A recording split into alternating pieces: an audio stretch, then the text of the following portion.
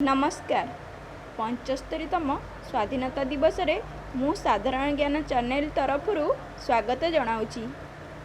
इंग्रेज मानकठू स्वाधीनता पाइबा पथरे आमे केते जे वीर वीरंगना को हरैचे से तो अगणनीय। चलंतु आज जानिबा ओडिशार किछि स्वाधीनता संग्रामी मानकर जीवनी। शहीद लक्ष्मण नायक ओडिशार जणे अग्रणी स्वाधीनता संग्रामी। आदिवासी इलाका होइथिबारु आदिवासी मानंक पाई से मालकानगिरी गांधी भावे प्रसिद्ध थिले। शहीद लक्ष्मण नायक 1899 मसीहा नवेम्बर 22 तारिख रे अविभक्त कोरापुट जिलार तेंतुलीगुमा ग्राम रे जन्मग्रहण करथिले। पिता पद्मनाभ नायक और माता समारी नायक थिले। शहीद लक्ष्मण नायक थिले द्वितीय संतान। बड़ भाई सनिया नायक और साना भाई धन नायक। तांको पिता पद्मनाभ नायक जाति रे वीर भूइया और चाष थिला जीविका।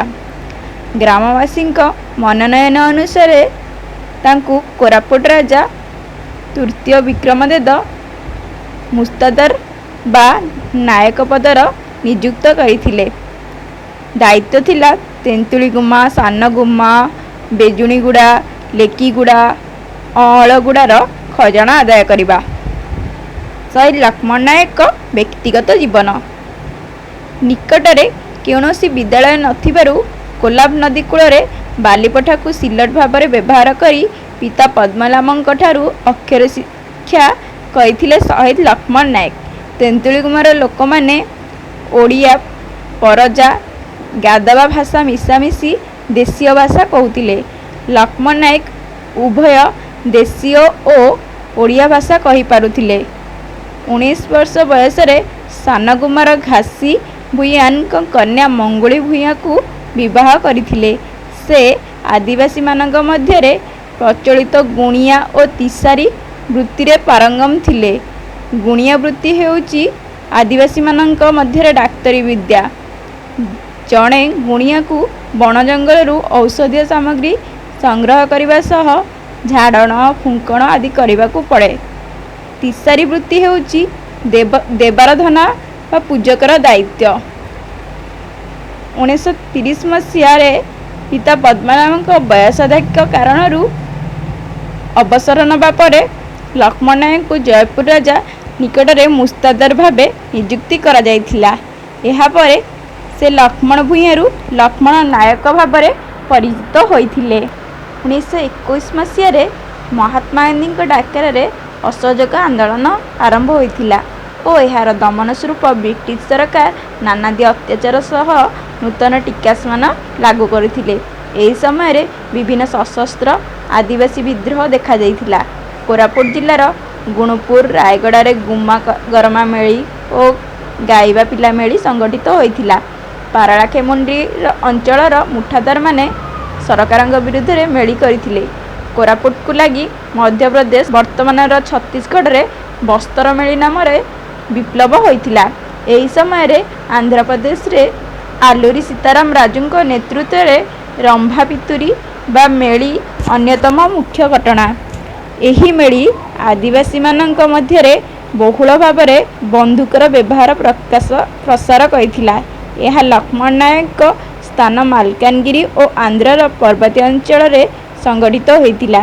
एही मेली रे योगदान करिथिबा ककुंडकोआ ग्रामर कोया युवक चंद्र कुटिया संस्पर्श रे लक्ष्मण आसी तांकटू बंदूक चालना शिक्षा करने सह निज अंचल रे सशस्त्र विप्लव निमंते परिकल्पना करथिले।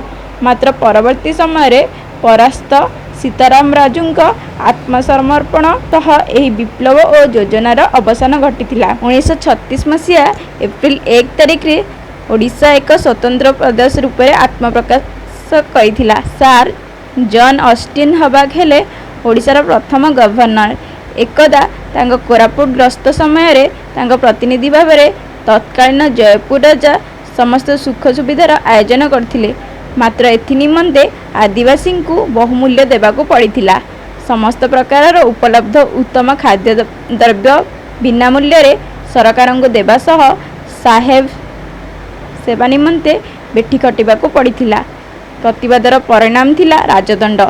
ସାହେବ ଓ ତାଙ୍କ ଅମଲାମାନଙ୍କର ଏହି ଅତ୍ୟାଚାରରେ ବିଚଳିତ ଲକ୍ଷ୍ମଣ ନାୟକ ନିଜ ଲୋକଙ୍କ ଦୁରାବସ୍ଥା ବିଷୟରେ ତତ୍କାଳୀନ ଘୁମର ଗ୍ରାମ ପଞ୍ଚାୟତର କଂଗ୍ରେସ ସଭାପତି ନୀଳକଣ୍ଠ ପାତ୍ରକୁ ଜଣାଇଥିଲେ।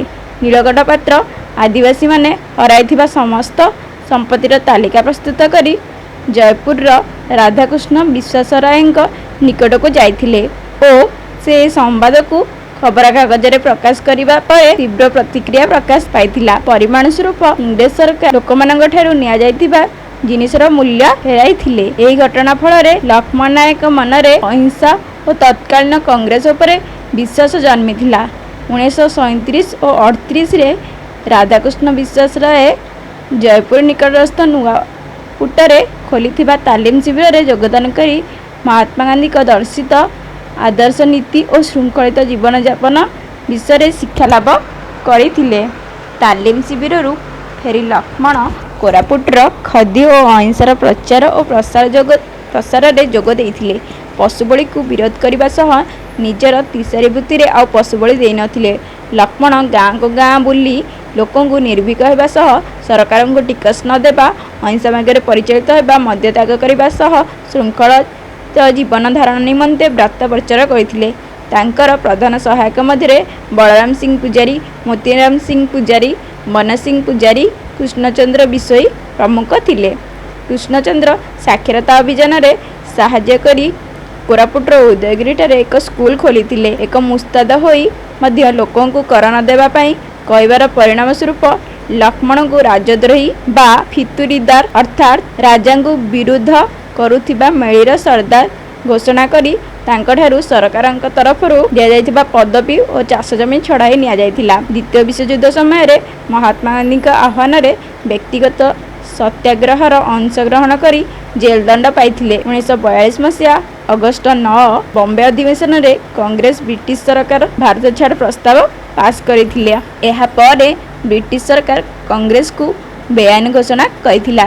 ଗୁପ୍ତରେ ଏହି ସମ୍ବାଦ ପାଇବା ପରେ ଲକ୍ଷ୍ମଣ ନାୟକ ବଳରାମ ପୂଜାରୀଙ୍କ ଦ୍ୱାରା ଜୟପୁରରୁ ଆସିଥିବା ନିର୍ଦ୍ଦେଶଗୁଡ଼ିକୁ ଆଦିବାସୀ ଭାଷାରେ ଅନୁବାଦ କରାଇ କର ବା ମର, ତୋର ପୁତା ତୁଇ କର, ନ ପାରିଲେ ମର, ଗାଁ ଗାଁ ବୁଲି ଲୋକମାନଙ୍କୁ ସତ୍ୟାଗ୍ରହ ଓ ସ୍ୱାଧୀନତା ନିମନ୍ତ ଅହିଂସା ଲଢ଼େଇର ବାର୍ତ୍ତା ପ୍ରଚାର କରିଥିଲେ।